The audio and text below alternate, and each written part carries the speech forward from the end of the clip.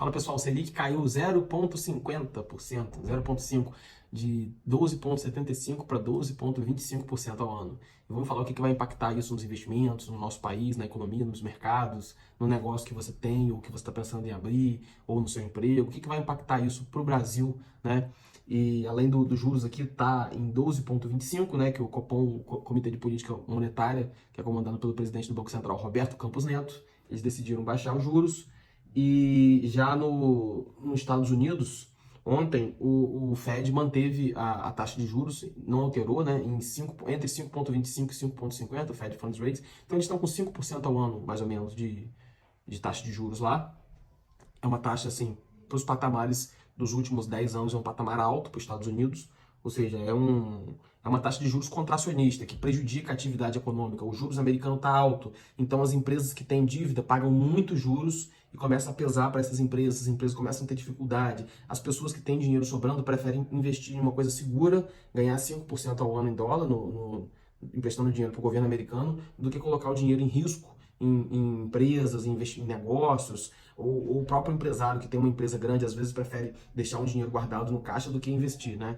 Então passa a gerar uma tendência de recessão econômica, das empresas, né, passarem a lucrar menos, as pessoas a gastarem menos, mas a gente ainda está vendo uma atividade econômica relativamente resiliente, forte nos Estados Unidos.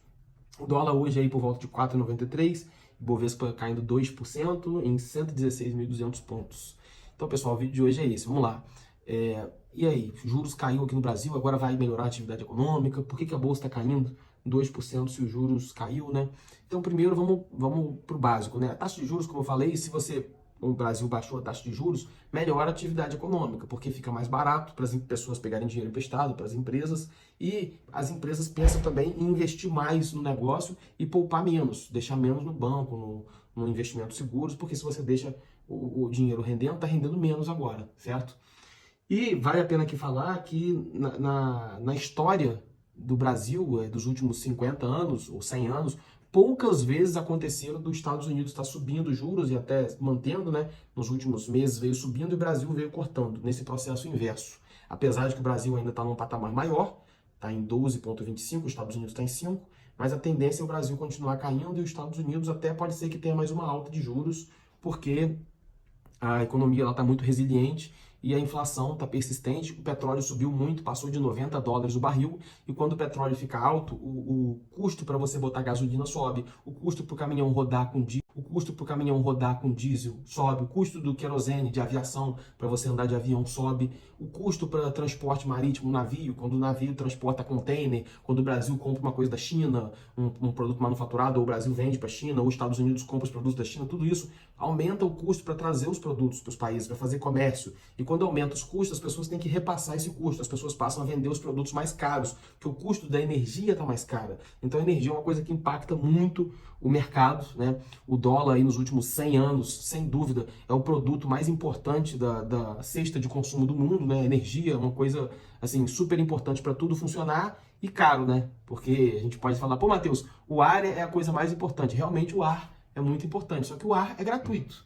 E já o petróleo, a empresa precisa de perfurar um poço para conseguir retirar, então é caro você conseguir gerar energia. Por isso que eu falei no outro vídeo que no futuro, a gente conseguindo ter uma disrupção na área energética e uma eficiência maior na produção de energia solar e eólica, isso nos próximos 10 anos, pode ser que a energia fique cada vez mais barato, que fique abundante a energia, e pode ser que a energia vire como o ar que a gente respira, a gente consiga praticamente ter uma energia custando quase de graça. Isso se a gente aumentar a eficiência da energia solar. Da mesma forma, por exemplo, que a internet, no início da internet era muito cara, ficou muito barata, o custo para usar telefone era muito caro, ficou barato, o custo para você armazenar dados, né? Antes era com disquete, era com CD, né? Um disquete armazenava poucos dados e era caro relativamente. Hoje você tem um pendrivezinho com 500 gigabytes, 1 terabyte, 2 terabytes, ou seja, o custo para você armazenar dados ficou mais barato, né? Tem aquela famosa lei de Moore, né, para computação, que diz que a quantidade de processamento dobra a cada ano, né? Ou seja, as coisas,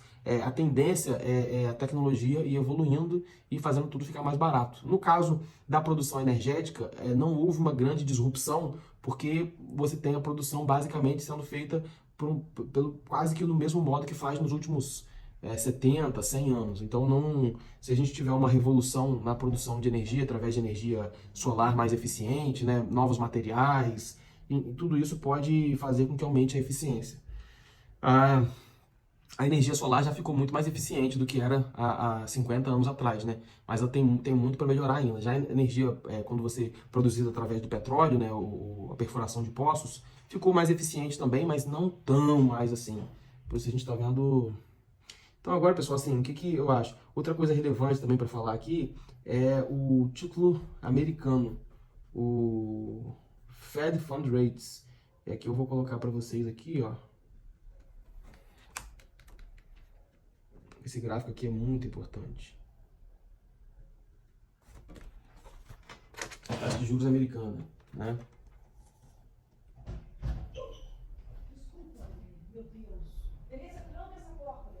Taxa de juros americana de 10 anos. Então, o que aconteceu?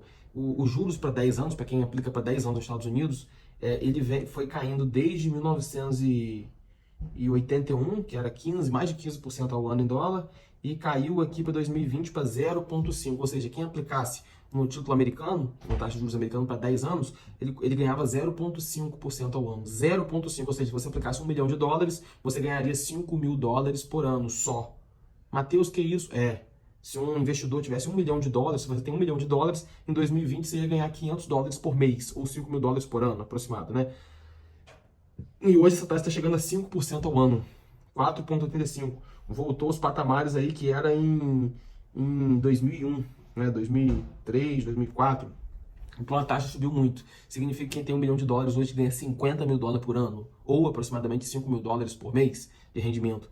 Poxa, Matheus, então o rendimento melhorou muito, melhorou. Então as pessoas vão preferir deixar o dinheiro mais seguro, emprestar para o governo americano, que é mais seguro. Né? Isso tem uma outra situação que eu venho falando com vocês, que é o seguinte: a dívida americana está muito grande, mais de $30 trilhões de dívida. Significa que quando os juros era 0,5% ao ano, os Estados Unidos pagava aí $150 bilhões por ano, vamos botar assim. Agora multiplicou por 10, $1,5 trilhão por ano de pagamento de juros. Significa que os Estados Unidos está tendo que pagar muito juros, e isso pode criar uma bola de neve. Ou seja, imagina que, por exemplo, uma pessoa ganha, sei lá, $10.000 por mês e está com uma dívida de $50.000 por mês. Por exemplo, desculpa, por mês não. A pessoa ganha $10.000 por mês e está com uma dívida de $50.000. Se a dívida ele está pagando 1% ao mês, vai dar aí $500 por mês. Ele consegue pagar tranquilo. Se a dívida for de 10% ao mês, já passa a ser $5.000 por mês. E aí ele não consegue pagar essa dívida, porque fica muito caro. Come o salário do cara e ele não tem dinheiro para bancar os custos básicos da vida dele. Isso está acontecendo com os Estados Unidos. Se o juros sobe muito, a taxa de juros sobe muito, os investidores podem começar a falar: caramba, os Estados Unidos não vai conseguir pagar essa dívida, porque a dívida só aumenta, o juros está muito alto, então ele tem que pagar um catatal de dinheiro muito grande por mês, e vai virar uma bola de neve. Os Estados Unidos, o governo americano vai ter que imprimir muita moeda, imprimir muito dólar para pagar essa dívida, e quando ele imprimir o dólar para pagar essa dívida, vai gerar inflação. Inflação é a perda do poder de compra da moeda, ou seja, vamos dizer assim, chamar de uma crise monetária, um problema com a moeda. E isso pode acontecer o quê? Se a inflação ficar muito alta, um descontrole, as pessoas param de acreditar no dólar, as pessoas querem desfazer do dólar, e o americano fica mais pobre. Né?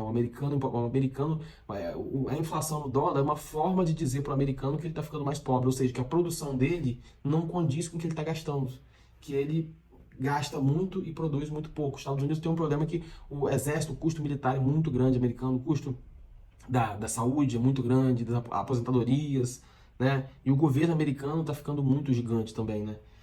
Então, o que mais que a gente tem para falar aqui?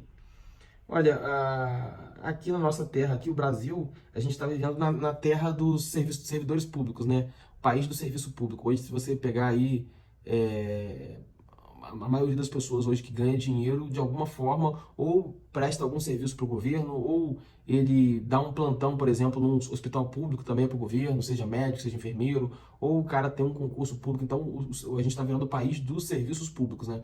E isso é de certa forma problemático, porque quem que paga? Se você é servidor público, você tem que pensar: pô, quem paga meu salário? Né? E o serviço público quem paga é a população, né? Através de impostos. Mas se todo mundo vira servidor público, quem que vai produzir, né?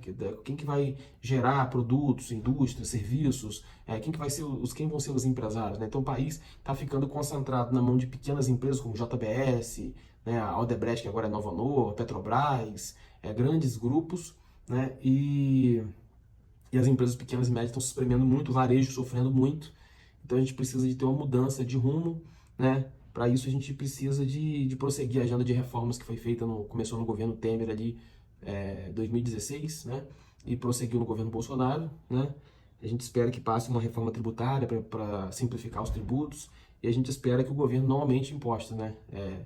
O ideal seria reduzir, mas infelizmente a gente está vendo o governo discutir agora do Uber agora, teve não sei se foi um desembargador, um juiz de São Paulo que botou uma multa de $1 bilhão para o Uber. O Uber falou que não vai pagar, que vai recorrer o máximo possível.